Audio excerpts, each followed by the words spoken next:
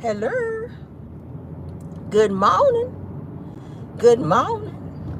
Happy Tuesday, everyone. We are back, honey, for another live. Thank y'all for being in the building, honey. We are in the building, girl. Happy Tuesday. Happy Tuesday. I hope you guys are woke. I hope you guys are awake, honey. Y'all up. You done got your little coffee and your tea.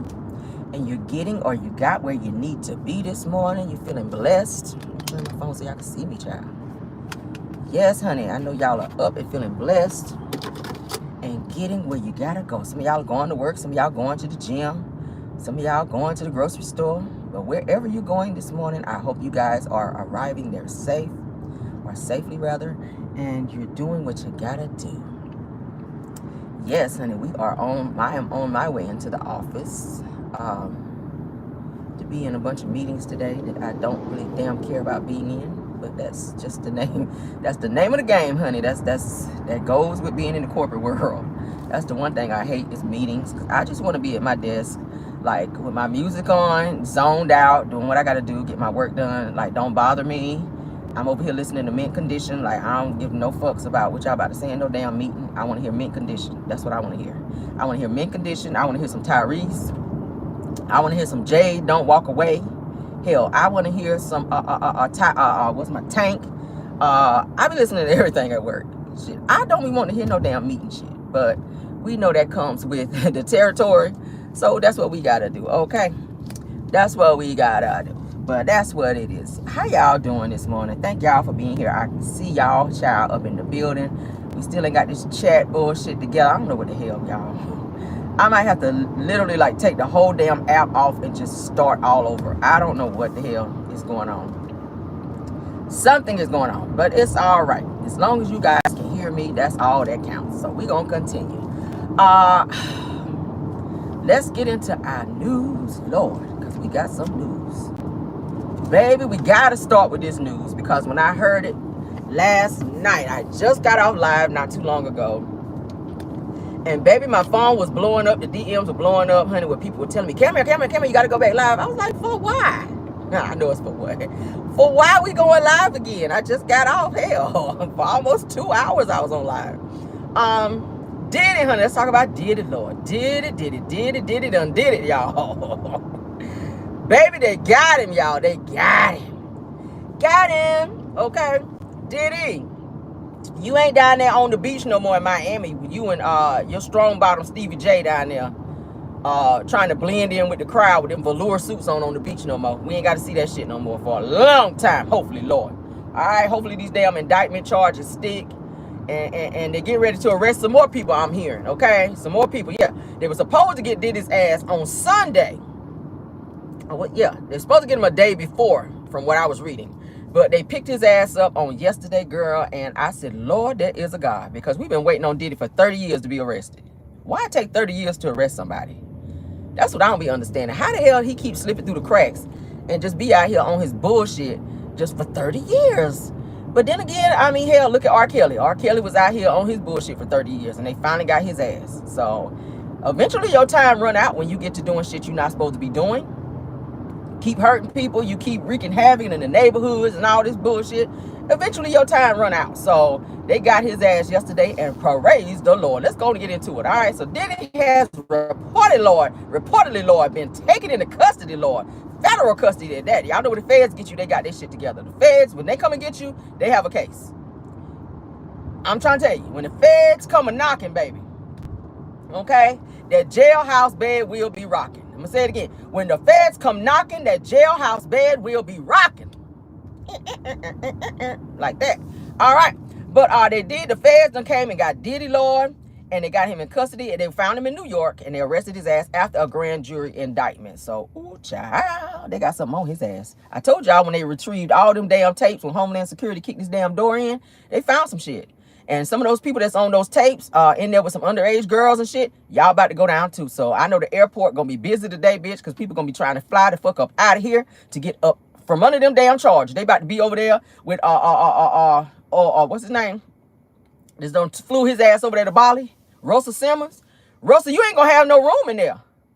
That back room back there where Usher stayed on that back bunk bed where his ass stayed when he came down there, Yeah, it's about to be 4 to the head and 4 to the bottom on that bunk. Because it's about to be a whole lot of people running to get the hell up out of here. Diddy done messed it up for everybody. Shit. Now, they said it's not known what exactly he was indicted for, but it appears to be linked to the criminal investigation into the alleged sex trafficking and other offenses, you guys, that led to search warrants being issued and executed at his home in Beverly Hills and Miami. Ooh, child, 2 locations. They got shit on you in 2 locations. You ain't getting out of this, Diddy. I'm sorry.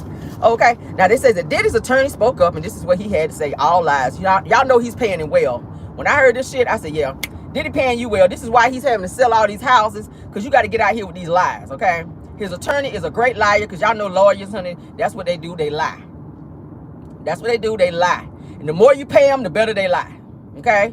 Just keep that word to the wise. The more you pay your lawyer, the better you pay your lawyer, the better they lie for you, okay? And Diddy's lawyer, baby, was paid very well. Let's get into it, honey. His lawyer says that we are very disappointed with the decision, honey, to pursue what we believe is an unjust prosecution of Mr. Combs. Now, he Mr. Combs. Okay. We don't want to call him Diddy because it make him sound too street. We see you. Now, it says that by the U.S. Attorney's Office, child, says that Sean Combs is a music icon, self-made entrepreneur, love and family man, child. Says that who spent the last 30 years building an empire. Stealing an empire. You mean that right? You spelled building wrong. It's supposed to be stealing right there. Okay, y'all need to spell check that shit. Anyway, and working to uplift, Lord, the community, the black community at that. But you done tore it down. You stole from the black community. There go them lies. All right, so beating up Cassie was uplifting the community, Diddy. Let's just run down some stuff. I just want to make sure that I have all of these things correct, okay? I just want to make sure all of these things are correct. So beating up Cassie was building up the community. Got it. Stealing from numerous artists was building up the community. Okay. Making single mothers all over the country. Okay, because he got several baby mothers. Diddy got a bunch of kids, and all of them pretty much got different mothers. Damn near. Breaking Kim Porter's nose when she was alive. Okay, and fighting her, giving her black eyes and stuff. Building up the community. There he go again, child. Rumors of trafficking young black girls, honey, and women. Building up, there he go, building up the community again. Lord, that's a lot of building. Lord, that's a whole apartment complex right there, Jesus. Violated men and women, child. Justice, let's go and say the justice, Lord, for Pop and Biggie and Kim Porter and others, okay? Justice for them. Let's go ahead and say that. With Diddy being arrested, finally, that hopefully it'll be some justice for Biggie, Pac, and I'm also hearing that he may be also charged with the unaliving of Tupac, because y'all know he is in that particular case with old boy who they say pow pow Tupac or has something to do with it, okay? Ruining artists' careers, because there's been a lot of artists that came through Bad Boy, but they're no more. Did he pretty much ruin their careers and blackball them from the industry so that nobody else would work with them? So this nigga need to be off the streets. Diddy cares about no one but Diddy.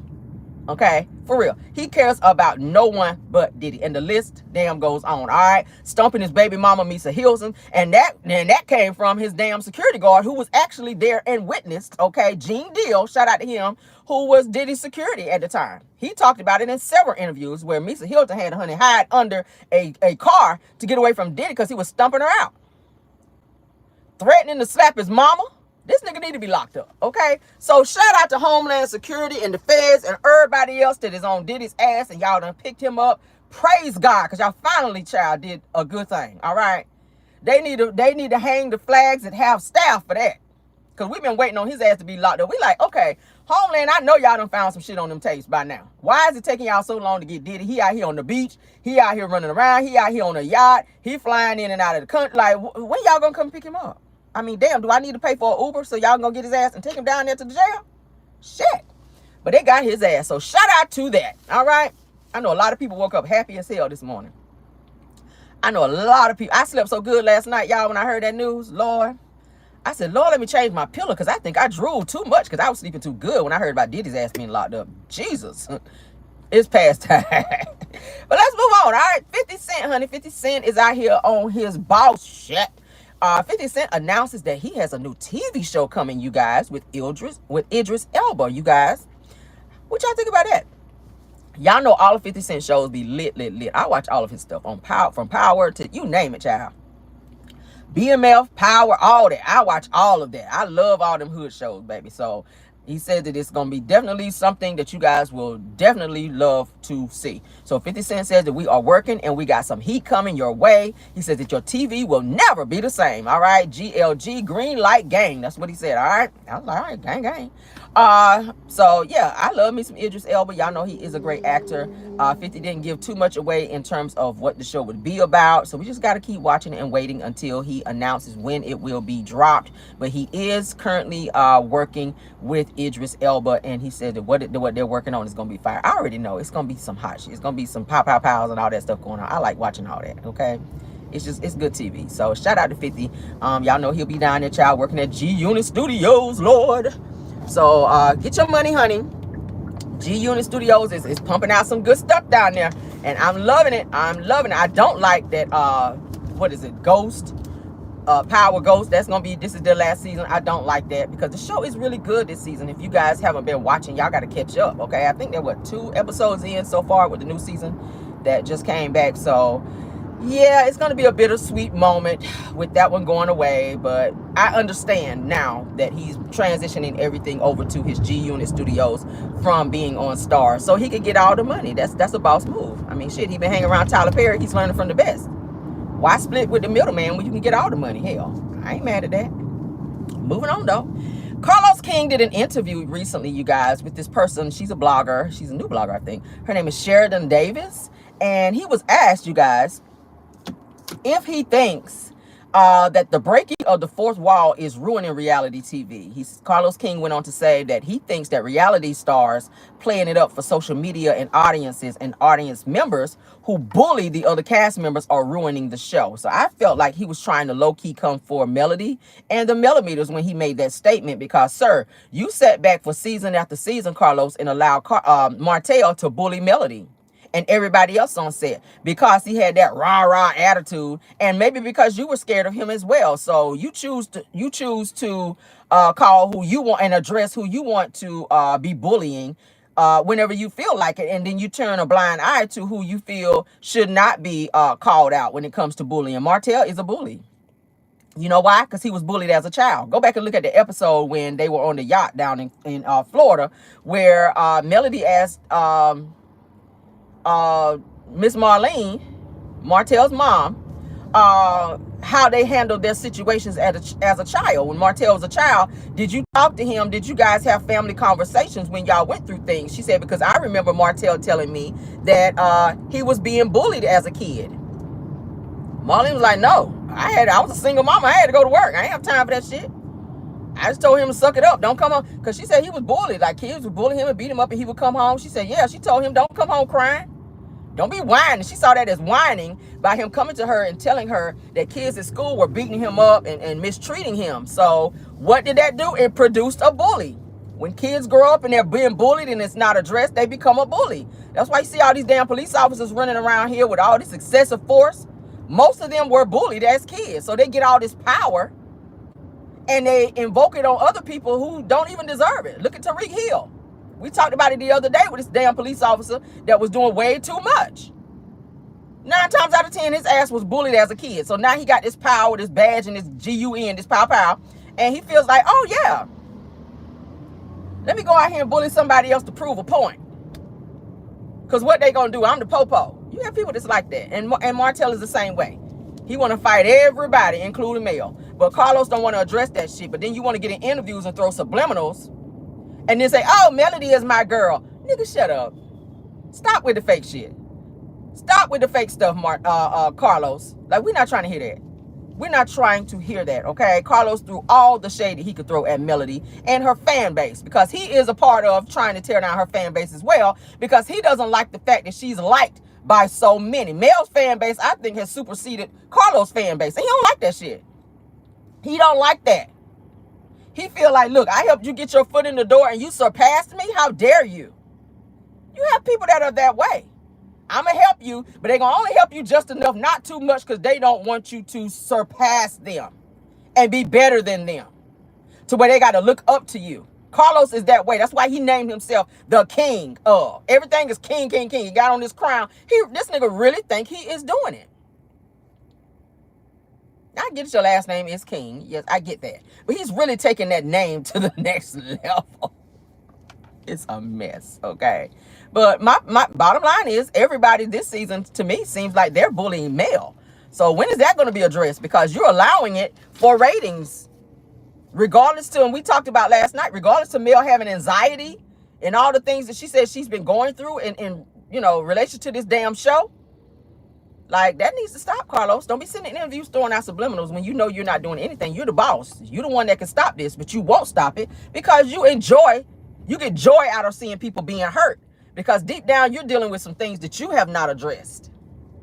So everybody else got to deal with the wrath of the king because you don't want to deal with your shit. And it's really giving. It's really giving that you might need to step down and or be removed from your position so somebody else can get up in there and do it better. That's what I feel. Okay. But that's just my opinion. Let's move on. The Super Bowl halftime show producer confirms that rapper Jay-Z is responsible, you guys, for picking Kendrick Lamar instead of Lil Wayne for the upcoming Super Bowl performance. Okay. Y'all know Jay-Z is part owner in the Super Bowl, or for the Super Bowl, okay? So he made a decision that he wanted Kendrick Lamar, even though he is very, very close and good friends with Lil Wayne. I mean, hell, he gave Lil Wayne $12 million when he had tax issues, I read, you guys. I was like, damn, that's a lot of money. You need another friend, Jay-Z? I'm available. Shit, you need more friends? I'm always available. Shit, $12 million? But he loaned Lil Wayne $12 million to help him pay his tax debt because he was having money problems, okay? He was like, look, it's not anything else that you guys might think it is. It's business. Kendrick Lamar is hot right now. His song, They Not Like Us, like hell. Everywhere. Everybody's singing that damn song. When it come on, it don't matter white, black, Indian, Latino. It don't damn matter. African. Everybody is feeling that damn song. And he's coming out. When he came back, because y'all know he was gone for a little spell, but when he came back, like, damn, he just kicked the door down. And nothing against Lil Wayne, because he's had his time, his reign. I still like his music. Wayne got some hits, but it's just not his time. It's Kendrick's time. So respectfully, that's who they chose to do this. And I feel like if Kendrick really wanted to, or if Lil Wayne wanted to perform, simply reach out to Kendrick Lamar. Say, hey, look, man, you're going to be in my stomping ground. A lot of the fans are saying they want to see me. How do you feel about me joining you on stage? They don't get paid for it, so it's not like you're getting paid. You ain't got to cut none of the money. Okay? You ain't got to cut none of the money. Pretty much it's just, publicity and endorsements. That's really what they get from playing at the Super Bowl. Publicity and endorsements. That's really it. So I don't think that Kendrick would mind if you reached out to him and say, hey, do you mind if I share the set with you for Super Bowl for like a 5-minute set? Just for him to be seen on stage and get up there and bop around a little bit, Don't get up there singing that what's that song, How to Love. I do like that song, but I don't want to hear that at the Super Bowl. I need something crunk, crunk, crunk, crunk, crunk, with a nice beat behind it. Had a lot of girls who would stay in your heart. That one. Please don't sing that, Wayne, okay? He sounds so nasally like he needs some Sudafed in that bitch. Like, sir, can you go drink some Sudafed and then come back? All right? I ain't feeling that. How to love. But yeah, so that's what's up with that. So that, of course, y'all know the Super Bowl will be in Louisiana. There's been a lot of controversy around them choosing Kendrick Lamar. We talked about it the other day. I'm happy that Kendrick is getting his turn, all right? I'm happy he's getting his turn. Wayne, if you listen to this video, baby, reach out to Kendrick Lamar and you guys work out something and see if he'll allow you at least a 5-minute set to get up there and perform with him, just so that the people can just calm down a little bit, okay? And everybody can be happy. You still get your Kendrick Lamar and you still get a little piece of Lil Wayne hopping around on the stage sounding like he got a damn head cold, okay? All right, and that's it. Go away from me, Wayne. I'm sick of this now. He already did a video saying he was disappointed and all this other stuff. And he also said that he don't even remember a lot of the lyrics to his songs anymore, because y'all know he's done a lot of lean and stuff. That's what he was saying. He's had a lot of seizures and stuff like that. Wayne says he does not remember. He forgets. When he's performing now, he forgets a lot of the lyrics to his songs because he's done so much lean and other shit. Like, he don't remember. So I was like, wow. Like, that's not good to get up there and don't remember the words to your own damn song, sir. They got to have the teleprompter up there while your ass is performing. That's what it's giving. I don't know. Let's move on, though. All right, so there was a post that I saw. Culture and Arts Reality TV for Love and Marriage Huntsville says that Love and Marriage Huntsville is the messiest show that you should be watching, okay? It says that what happens when a former Reality TV producer joins the cast. He says that a love triangle for the ages. All right. This was by Michael Archinox. Okay. That's his name. He's a guest writer. He's pretty much, I guess, shouting out Carlos King in Love and Marriage Huntsville. Carlos then wrote and responded saying that thank you, HuffPost, for the mention of my creation, Love and Marriage Huntsville, by far one of the best seasons ever. Why Carlos like to be lying? Carlos, you know, I know you've seen these ratings. Like, stop, Carlos. One of the best seasons ever. This is not the best season. Go look at your ratings from this season and look at prior seasons and compare. And I know you know numbers. I know you know numbers. Like, stop the cap. That is all cap. That's a closet of caps. Like, shit. 170K? Like, y'all didn't even hit the mark. But this the best season ever? And then you say my creation? Bitch, no. Mel pitched this show. See what I'm talking about with Carlos? He loves to take credit for shit he didn't do. And he did the same thing with Messy Monday. He did the same thing with Messy Monday. He stole that idea from a girl from the Dallas show. Chasing Dallas. Hopped his ass over there. She pitched the show to him. And Carlos put the child on ice for like almost 2 years, and then he pops out with Messy Monday. Took the name and everything. This person had Messy Monday as the name of their show. Pitched it to Carlos. Carlos said, let me and the producers and everybody else get back to you. While he's waiting to get back to them, Carlos took the idea, ran up over there on YouTube, and created his own show called Messy Mondays. Hired Heavenly to come over there. I tell no lies. Now he's trying to do the same thing with Love and Marriage Huntsville to say, thank you for the HuffPost for the mention of my creation, Love and Marriage Huntsville. By far one of the best seasons ever. Second half is back in November. Congratulations to my cast and crew. This is what he had to say. But how is it that you are, once again, claiming a show that you did not create? Then he made Melody wait. I remember Melody saying like a year and a half before he got back to her in terms of having the show put on the air. But he wanted other cast members to be like supporting cast members around she and Martell. He's like, oh, this is a great idea for the show, but we'd like for you to have, do you have any friends that you can invite on the show that would help build the show and make it more interesting? Okay. If you guys are going to be talking about building, let's add a few other people on there. And that's how Tisha and all them got on the show, because otherwise it would have been just Mel and Martell. That's how it was originally pitched. But Melody is the creator of Love and Marriage Huntsville.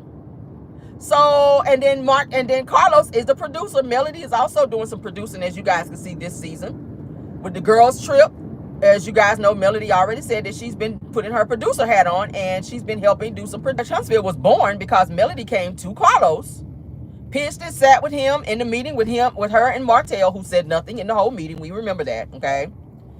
And he made her wait while he figured out how he was going to take over the damn show. That's how I feel.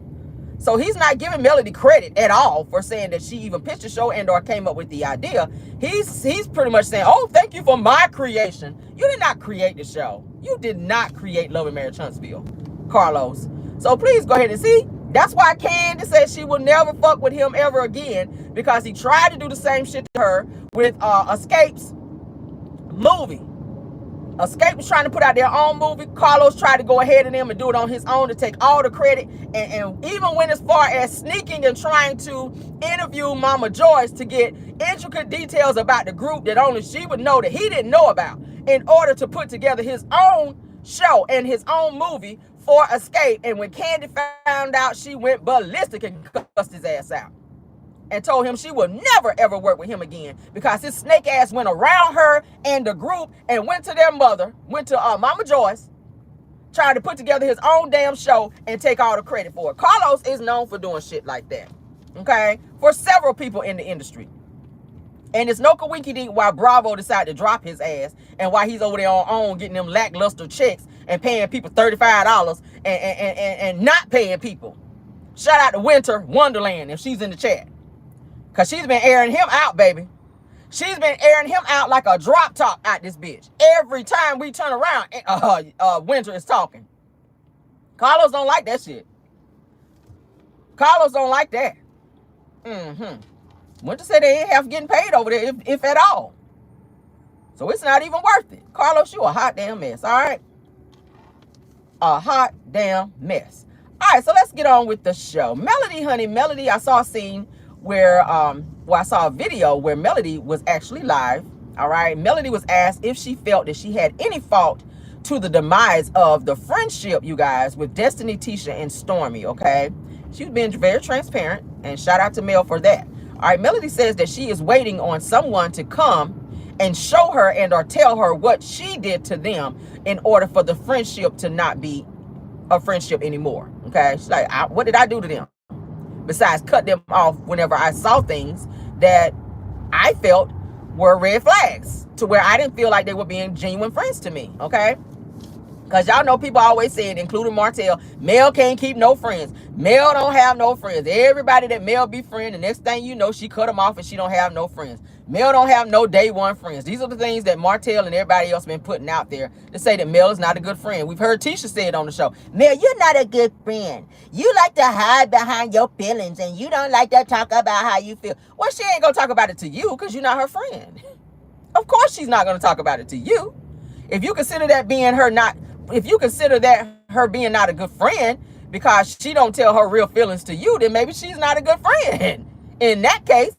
Because who wants to sit up and talk about their deep, dark secrets to somebody that they know been sitting on a secret that they should have told their friend?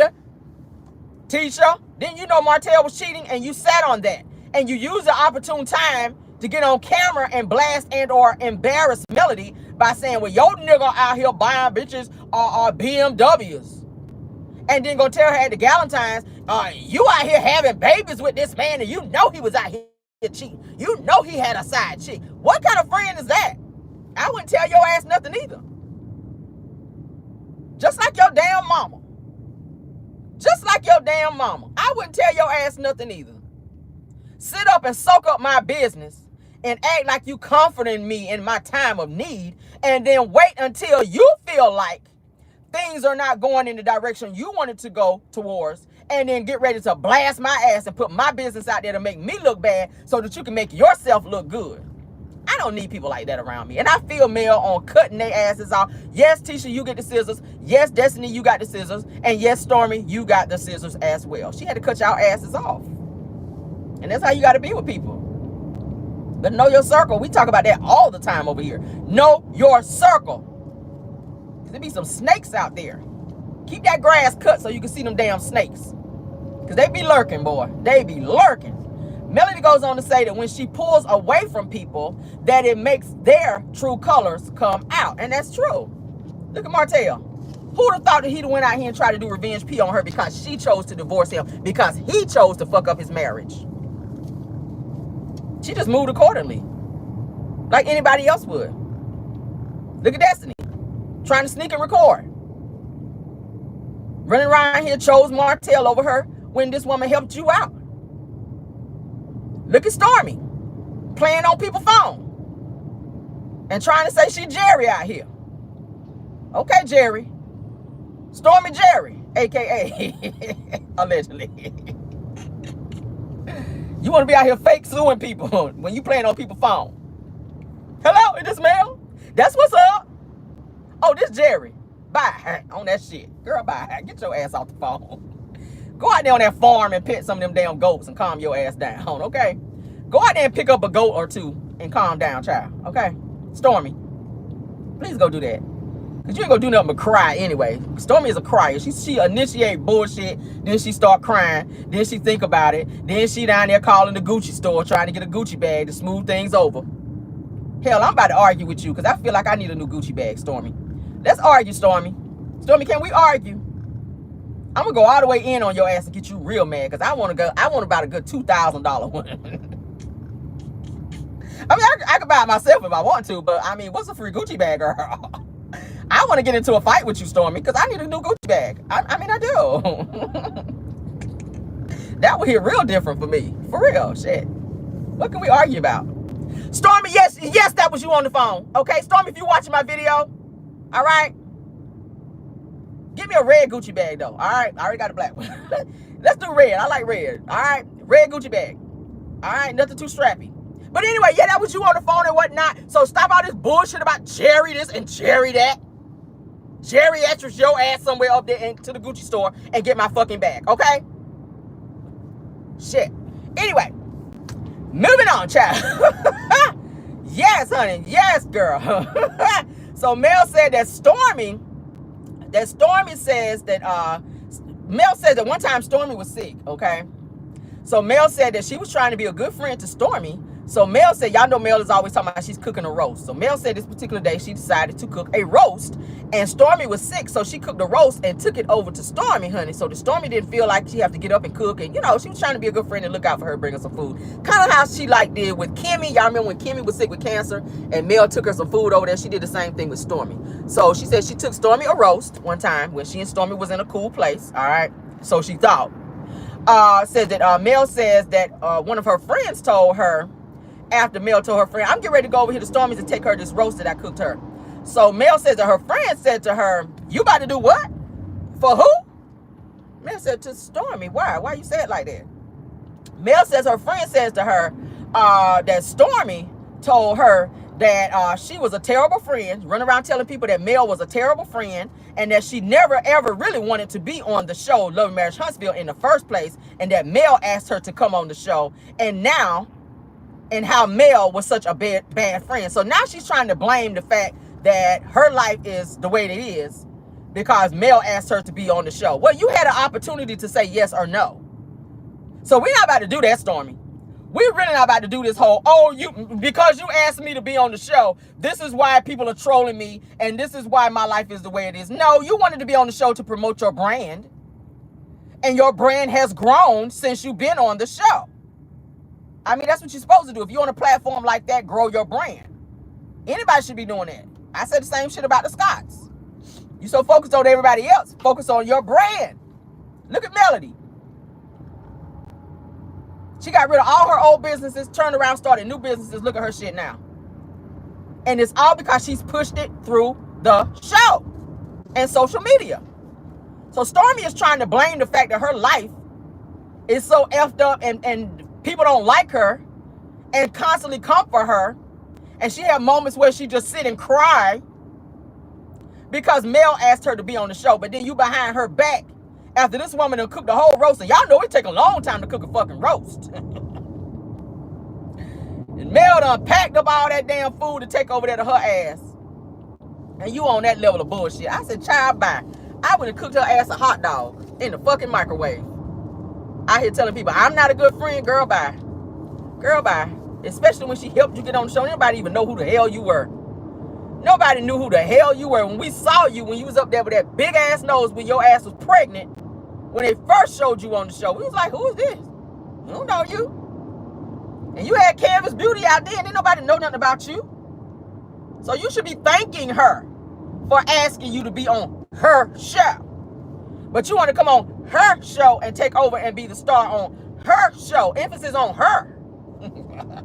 That's where y'all keep getting it twisted. So don't be sitting up talking about she ain't no friend. Teacher, you ain't have shit to drive if it weren't for Mel. We talked about that yesterday. Since your mama talking about some y'all the money, why she didn't let you borrow one of her cars? Why Wanda didn't let you borrow one of her cars? Because she didn't have one when your damn car broke down. You was all up in Mel face. Can I borrow your car so I can get back and forth to work? You was on that shit, begging, dry begging. You didn't have nowhere to stay. But Mel want a good friend. I'm so sick of people talking about somebody ain't a good friend. Well, bleed you dry and then turn around and talk shit about you. Girl, goodbye. All right? Mel goes on to say that on the set, when they were doing a green screen, Melody says that she walked by, and Storm was saying that Mel walked by and never spoke and was acting all brand new. But Melody said that she didn't even see Stormy and didn't even notice Stormy was even there. Stormy's putting out all these accusations as to say that Mel is being bougie and Mel act like she didn't see her and didn't speak to her. Mel said she didn't even see Stormy and or know she was there until somebody brought it to her attention and then she spoke to her. But the way that Stormy is presented, like, oh, Mel saw me and just walked past me like, girl, like I ain't speaking to you today. And Mel said it was not like that. But that's how the girls like to present it because you want people to think that Mel is this bougie, ignorant, individual who be starting shit on the set and who don't have no friends, and when she do have them, that she treat them like shit. That's not the case. Like, let's stop it. Okay, let's stop it. Melody says that she just pulled away from them meaning Tisha, Stormy, and Destiny, meaning she said she pulled away from them because of what was shown to her. And people decided to show their true colors. So she was tired of that shit. I don't blame her. I don't blame her. So shout out to Mel Honey for doing what you felt you need to do. You don't need to explain why you decide not to fool with people. You do not have to explain that. I wouldn't be. If I choose not to fool with you, that's just what it is. It's because you showed me something that I need to disconnect myself from you for. Okay, I don't do that fake stuff. Let's get into this interview, you guys, because I definitely want to talk about this, because this was an eye-opener for me. Kevin Sr., okay, who was married to Tracy Braxton, interviewed with blogger Sherelle's World. All right, I know some of you guys probably ain't checking for her. I don't really see for her like that, but I took some notes, okay, because I wanted to see and or know what he was going to say in this interview. Okay, now Kevin, which was Tracy's husband, he breaks his silence after the Braxtons blocked him from the show. Okay, Kevin sat with blogger, like I said, Sherelle's World, to clear up some of Tracy's. He cleared up some stuff about Tracy's will, his relationship with his son Kevin Jr. Okay, which is kind of strained right now, and the Braxton sisters' anger towards him. Okay, let's get into that, because this is some stuff I did not know, and I've watched every single season, episode, you name it, interviews, all that. So I keep up with what's going on, and I follow each and every one of the Braxton sisters, including their mother. Okay, now Kevin Sr. says that he did. Kevin says that he did respect Tracy's wishes about the service that he gave her, that the sisters chose to not attend. Okay, so he's saying that he did respect Tracy's wishes according to what Tracy asked him prior to her death. All right, Kevin says that he and Tracy actually moved to Georgia 2 years, okay, for 2 years rather, and that there was a house that was gifted to them, and he says that upon them moving to Georgia, that actually nothing, hold on, he said that nothing was actually planned, because when he and Tracy moved to Georgia to be closer to the family, because she always wanted to be closer to her family, and I think we saw that on the show where Tracy said, I'm moving to Georgia, y'all remember? Says that Tony decided to move, because at the time Tony was living in Georgia. So this says that Tony decided to move out to Vegas, and all the sisters decided to uproot and move as well after Tracy decided to uproot her life from the DMV to move down to Atlanta to be closer to them. So they all followed Tony, leaving Tracy, and Tracy felt alone that they actually moved away from her when she moved and cut off everything she had going on in the DMV to be closer to her. So she and her husband wound up packing back up and moving back to the DMV, because she was like, okay, we were talking about doing music, we were talking about doing this, and this, and they were saying, well, Tracy, if you want to be on this project or whatever, you need to be closer, because we're actually recording and doing stuff in Atlanta. If you all the way in the DMV, that's not going to work, because we have studio sessions and stuff, and if you want to be on this, you need to be here. So she uprooted everything, moved to Georgia. The plan was to be there for 2 years. Tony, when she left, they all decided to leave as well. So I was like, I didn't understand that. So that's what he was saying about that. He goes on to say that it's lies that he did not get appointed to be the executor of Tracy's will, because he was a bad, managing the money bad. Okay, he said that both he and Tracy at one point in time were managing their money bad, but he says that in terms of he said on December the 14th that she appointed a will.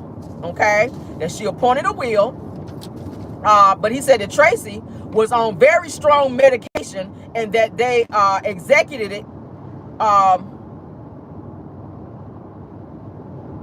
that they I guess took away stuff from him while he was away working. So he wasn't present during the time that Tracy signed the final paperwork on the will, because he was working at the VA hospital during that time.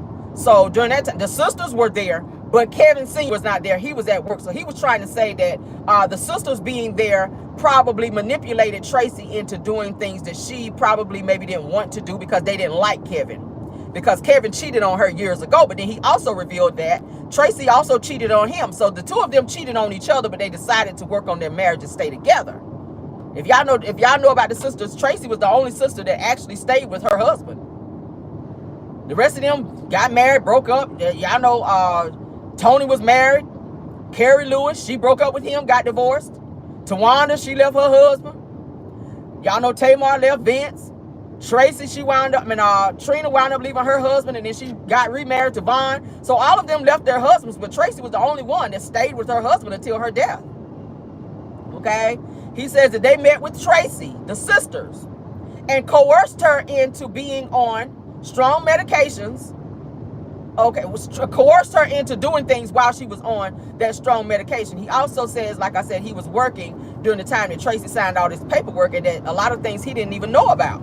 So, of course, he says that Tamar lied on the show when Tamar said that she was the last to know about how long Tracy had to live, and that she didn't know that Tracy was sick. He says that Tamar was not the last to know, that there was a Zoom call that was placed where all the sisters, including Tamar, was on that Zoom call, to where he told them what the doctors were saying about her and how long she had to live. So he said that Tamar was very much so aware. The problem is they're getting on this show and they're lying for a storyline and for ratings. So he said Tamar was actually on the call whenever he placed the Zoom call with the mother. Mama Braxton was on there, the daddy was on there, their brother was on there, and all the Braxton sisters, including Tamar. So he said that she very much so knew, but he said it was shocking to see her on the show saying that nobody told her that Tracy had 2 weeks to live. So it's a lot of shit that's going on behind the scenes that we don't know about, that they're doing on and off the screen. Now, not that I'm saying I believe everything that Kevin has to say, but I don't think he would have to lie about a Zoom call where everybody was on this call and Tamar saying she ain't know nothing about it and sitting on the TV fake crying when her ass was on a Zoom call. That shit is weird. Kevin also says that he involved the sisters in everything surrounding Tracy, but the sisters turned on him, okay? And people was feeling like the Braxtons on the show was manipulating Kevin Jr., you guys, because they never spent time with him during the time that Tracy was alive. Now, there was some type of event to where Tony's sons had something going on and Tracy's son had something going on. All the Braxtons decided to go and support Tony and her sons with the event that they had going on, and they didn't even acknowledge Tracy's son. But now that Tracy's not here, it's like they're all pulling Tracy's son all close and they want him on the show for ratings, even though he should not be filming. And that's what his daddy said as well. He says, my son is not well and he should not be on that show, because he said, I'm in grief counseling and I've talked to my son about being in grief counseling as well. He said, and it's shocking to me that my son is saying certain things, you know, about me when me and my son had a very close relationship with Tracy is here. But now that she's not here, they're turning my son against me. I can see that. I can see that, okay? He says he feels like that they're exploiting his son on this show for ratings, and that his son is grieving because he lost his mother, and he's also in the middle of a divorce from his wife, who he's known since he was age 14. So he's going through a lot right now, emotionally. And he wants that love and support that he misses from his mother. And Tawanda and them, I'm gonna say I ain't gonna say they don't love him, but I feel like now it's that fake support. And he don't really know the difference, because he just wants that love and he wants people to be there to hug him. And he wants that. He misses his mom. So being close to his mother's sisters makes him feel comfortable. But he doesn't realize that he's being exploited on this damn show. And that's sad. He should not be filming while he's in the middle of grieving. He should not be filming. I don't give a hot damn. This last episode that I watched, I said, this boy does not need to be filming. This boy had a whole seizure on the fucking show, and production and Tawanda and them, because every one of the sisters are producers on this show. They sat there and exploited this boy. He was knocked out on a couch after having a seizure, and production sat there and filmed this boy laying there on the couch, knowing he just had a seizure. And then Tawanda and them left him in a hotel room instead of saying, hey, you don't look well, come to my house and stay here so that we can keep an eye on you. They left him in a hotel room by himself. That ain't love. Mama Braxton and Trina went and sat and talked to him at his hotel. The boy sounds so fucking depressed. Neither one of them said, you know what, Kevin, come and stay with us for a while until we know that you are better and in a better headspace. Maybe you shouldn't be alone right now. All of them live in mansions. So don't tell me you didn't have room for this boy to come and stay in one of your guest rooms until he was in a better space mentally. He's suffering because he loved his mother, the person who he was closest to, who's no longer here. But y'all wanted to pull him on this show and have cameras all in his damn face. just for ratings and for a fucking check. I don't agree with that. If Tracy was here, I don't believe that she would want that. I don't believe she would want that for her son. So they asked Kevin Sr. how close was the Braxtons prior to Tracy's passing. He replied about 20%. He said they barely saw the Braxton sisters. They barely came to the DMV to visit. They barely called Tracy. This is what the husband is saying. But now on the show, they're making it say, oh, we miss Tracy. Oh, and I ain't saying they don't love her. He said they barely saw them. They barely saw them. They said, well, Tony was saying that she couldn't travel to come up and see Tracy in moments where she needed him. But they said Tony would be all out in Vegas and everywhere else. But would say, oh, I can't travel. Oh, I can't be there. But she would be all out of state, flying here and there and everywhere. But when it came to Tracy needing her, oh, I can't come because, you know, I'm sick. My lupus is acting up. That type of stuff. This is what Kevin was saying. Now, on the episode, okay, we already talked about him being left in the room. That shit, that made me mad. I said, bitch, all of you guys have houses that this boy could have stayed at. Why is he in a fucking hotel? Y'all asked him to come from the DMV to Atlanta to be around you guys so he could feel loved. And y'all put him off in a hotel and he laying up in there having seizures. He could have died. What kind of, y'all, that shit hurt my heart. I said, Lord, I feel like that was my son. He did not need to be alone. And production is, he laid out, y'all, I swear to God, go look at the episode. He was passed out on the couch, laid back on his back. And production like this with a camera in this boy's face. I said, damn. So Kevin says that the sisters were not supportive of Tracy when she was alive and that they tried to divide him and Tracy. He said that they always tried to divide him and Tracy. Okay? Kevin Sr. also says that he signed a contract to be on the Braxton show to tell his side of the story, but all of the sisters got together to protest him filming, but they continue to discuss him on the show, and he does not get to defend himself, and he is hurt by that. He said, because I thought we were family. Me and Tracy, he said, me and Tracy been together over 30 years. And he says, I didn't even know that they hated me this much until we lost Tracy. I said, wow.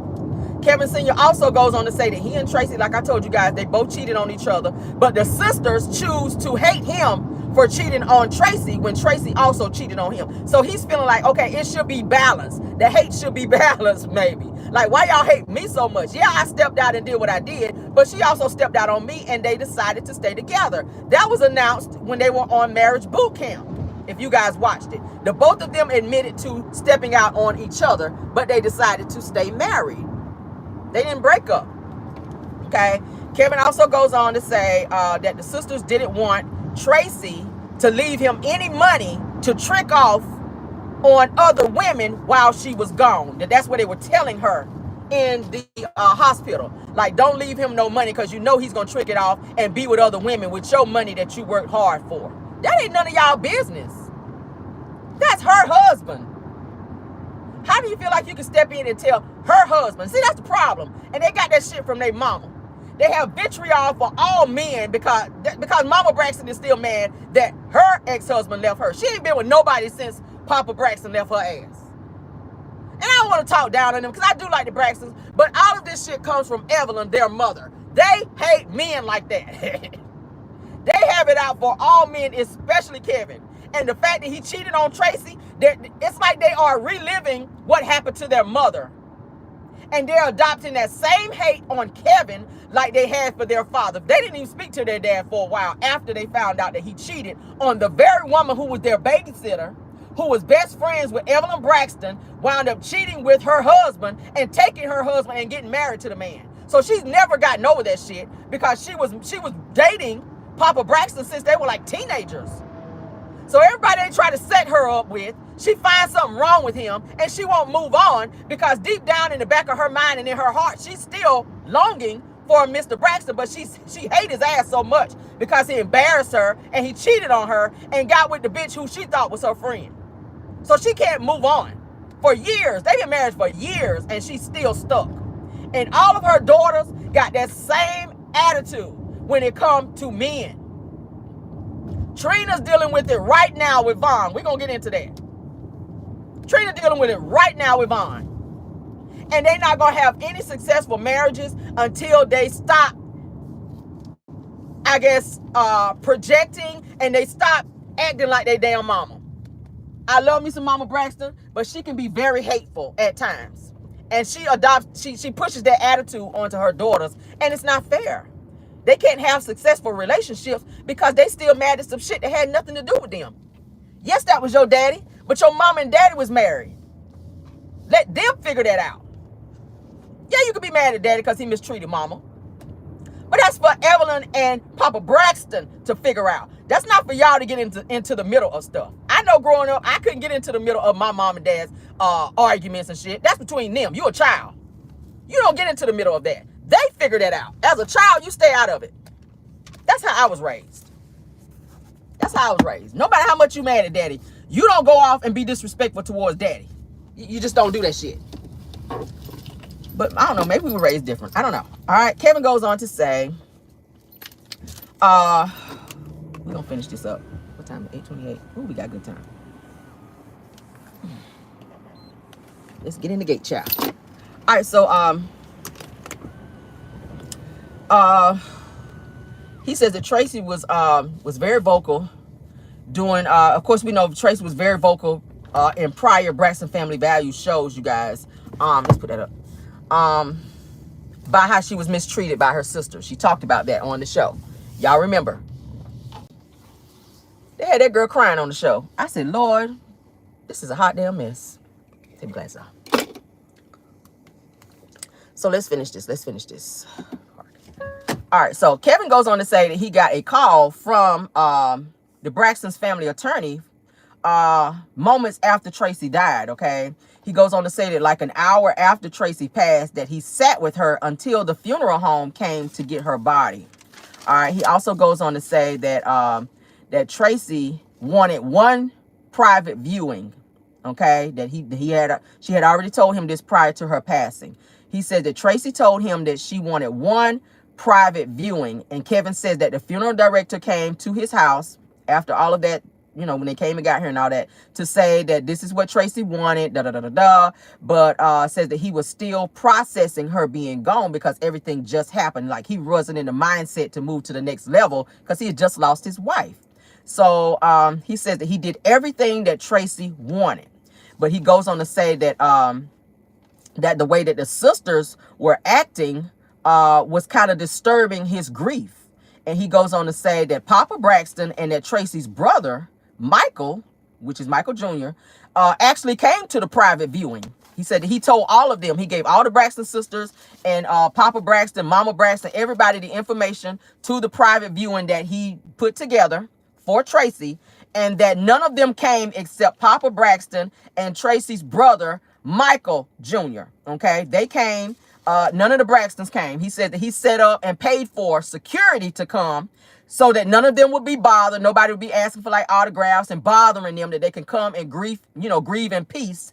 And he said he designated a whole row on the front for them and had security that he paid for out of pocket for them to come and help celebrate Tracy. He says none of them came. None of them called to say, hey, we can't make it. And the dad was there and the brother was there. He said none of the Braxton sisters came, including Mama Braxton. None of them called. He says he called them to make sure that they were coming, and they acted like they were going to come. But when it was time for the actual viewing, none of them showed up, and he didn't understand that. Okay. Now he goes on to say that, ooh, this was a good interview. Okay. Yeah, he says that none of them were there. Okay, so he says in the will that Tracy put in the will that she wanted a small, like I said, private viewing, but the sisters did not take part in it because they said that that's not what Tracy wanted. So I'm trying to figure out what conversation did the sisters have and what conversation did he have? Because I would think that he would supersede what the sisters have to say because he's his husband. Okay, I have siblings. None of them can come and change shit that my husband put together for me if I pass. That's my husband. Okay, I have brothers and I have sisters. None of them can come and say, hey, that's my sister. That ain't what she want. And this how we gonna do things over what my husband would put together. That's my husband. His decision comes first and then it trickles down. So I don't understand why the sisters felt they had all this power over her husband. Okay, because they didn't like him. He said that they did not attend. He says that Mama Braxton and the sisters saw Tracy on the Zoom call once they got her done up, like in the casket, what she was going to wear in the casket. He says he did another Zoom call. He says that Mama Braxton, Papa Braxton, the brother, and all the Braxton sisters saw Tracy in the casket done up, how she was going to look for the particular viewing. So they knew about it. And he said that they were on board. And they even said that Tracy looked beautiful and approved how she looked. But none of them came. None of them came. He says on the Zoom call, every one of them, including Tamar, was like, oh my God, Tracy is beautiful. You did a great job with her. And they approved of how she looked. Okay. Because he said that Tracy told him prior to her death that, you know, you and Kevin Jr., you guys pick out what I'm going to wear. And they did that. And he says that the mama and the sisters approved, but they did not show up. He felt like that was very disrespectful, okay? He said that he expected to see them, and they were not there. I feel like that was disrespectful. He says, let's see. Of course, Tracy was cremated upon her request, okay? Of course, her husband does have the urn with her ashes in it. Kevin says that he feels that he deserves a platform on the show to tell his side because they continue to bash him on the show, but they don't want him on the show when he signed an actual contract. But he says that Tawanda and the rest of the sisters continue to block him. Okay, y'all remember the episode where production told Tawanda and them that Kevin was set to film a scene on the show, and Tawanda went ballistic and said he will not film. If that's the case, we will shut down the entire show. He will not film. And I feel like they don't want him to tell his truth because what they've been saying on the show does not coincide with what's really going on behind the scenes. They have made up in their mind that this is what we're going to say and or talk about, and anybody else to come in and debunk that, yeah, they're not going to be on the show. Yeah, we don't want them on the show. Okay? It's a lot of stuff going on behind the scenes. Kevin Sr. goes on to say that, like I said, that he's going through grief counseling, and he's actually getting his son to get ready to go as well. That he's set to go to grief counseling as well. So they were trying to say that he don't have a relationship with his son. He says that he does, and he actually talks to his son, and that his son agreed to go with him to grief counseling. So if he don't have a relationship with him, why is he going with him to grief counseling? All right. So like I said, Evelyn Braxton can shut all this shit down. She can shut it down. She's the matriarch in this family, just like their father. He's complying. He went. But Evelyn Braxton, she's going along with what the sisters are saying. When she can shut this shit down, they should have been there to support him. He's grieving as well. They're all grieving. So what would it have hurt for them to go and put their arms around each other and grieve together and put Tracy away nicely and give her a nice going away? If he's saying that that is what she requested, to have one private viewing. Them not being there only sparked more controversy because people were talking about the fact that they weren't there. And he says he has paperwork. He said he can prove where Tracy signed off and saying that she wanted one private viewing. And they did that. So, he also goes on to say that he did not like to hear his son say that I was born into this family and that you married into this family, to his dad on the show. He said, my son has never talked to me that way. So he says that he felt that his son was coerced by the sisters, since he's been around them, to talk negatively about his father. He said, me and my son never had that type of relationship. We've always been close. But when Tracy passed away, they just kind of, took him under their wing. And he says that now his son is like saying stuff on TV that he ain't never thought that he would ever say. I said, that shit is weird. When he said it, I was like, oh my God, what's going on here? I was born into this family. You married into this family. He said that to his dad on the show. And the sisters were sitting back like, yep, right, sure did. I was like, wow. So he feels like they're manipulating his son, Kevin Jr., while he's grieving and trying to turn him against his dad. He says that all the sisters are executive producers on the show and that they are keeping this mess up and are blocking him from telling his truth on the show when he has a signed contract to film on the show. Okay. So of course you guys know that Tracy and Kevin were married. Kevin Sr., they were married until she took her final breath. So it's sad. He's still grieving. He just wants to tell his side. So everybody has a right to tell their side, because it's always two sides to a story. So if he has a contract, let him get on there and tell his side. But I think they're afraid of what will actually come out, that he's going to actually tell his truth, which is not going to be their truth, and it's going to be an issue. And they're about image. They don't want to be seen in a certain type of way. They don't want to be seen in a certain type of way. Let's get on to this Trina thing, because we talked about Trina.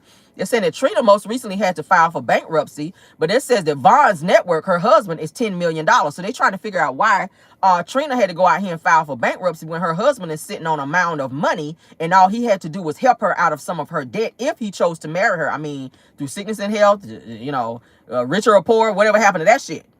Why is she out here having to file for bankruptcy when you're her husband and you sitting on 10 mil? They're saying her husband is worth $10 million. I don't know what it is that he does, where he got all this damn money from, but they're saying that Von, Trina's husband, is worth, his net worth is $10 million. And Trina just recently had to file for bankruptcy. So that's kind of weird, okay? I don't know why, as a wife, I would need to file for bankruptcy if my husband is sitting on 10 mil. I don't get it. You could have helped her clear up that debt to where she didn't have to do that shit. But Von, I don't know. Ever since I saw that video of him and the way he talks to Trina, it's given that their marriage, they got some issues and a leak in their building over there as well that needs to be fixed, because Trina looks like she's afraid to speak when Von is talking. It's given that he is very much so aggressive and controlling. We see that. I've seen it in several interviews. If you guys watch their show, like he gives daddy vibes when it comes to Trina. I think Trina married Von while she was going through grief herself. And I think now that she's woke up and she realized that this man is very much so controlling and a little batshit crazy, she's stuck in. And I don't feel like she wants to be alone anymore. So I think she's dealing with the bullshit of it all. And eventually it's going to crack. So if they don't get some type of help in their marriage, she's going to be divorced again. And it's going to be her second time around, because, you know, she was married to Gabe, who is no longer here because he passed away from cancer. But that's it, and that's all. The interview was really good. I enjoyed it because I always like to hear both sides. We've been hearing the Braxton side on the show, but to hear Kevin Sr.'s side, I don't know. Some of it I believe and some of it I don't know, okay? But that is it, and that's all. I hope you guys enjoyed the show. Please like the video if you did not. Thank you, Moz, for doing an awesome job. Tyra, KBR, Linda Gamble, and Belle Wilson. Thank you all for doing an awesome job of keeping the trolling down. Thank you to all the content creators that joined, everybody in the bushes. Thank you to my Caramelians as well for being here for the show as well. Okay, guys, hit the like button. Also, subscribe to this channel if you've not done so, because as you guys can see, we have great topics over here. We laugh, we drag over here, we act a fool over here. We do it all right, right here on the Caramel Rell Show. Love you guys down. Enjoy your Tuesday, and I will see you guys later on for our pop-in, okay? Bye!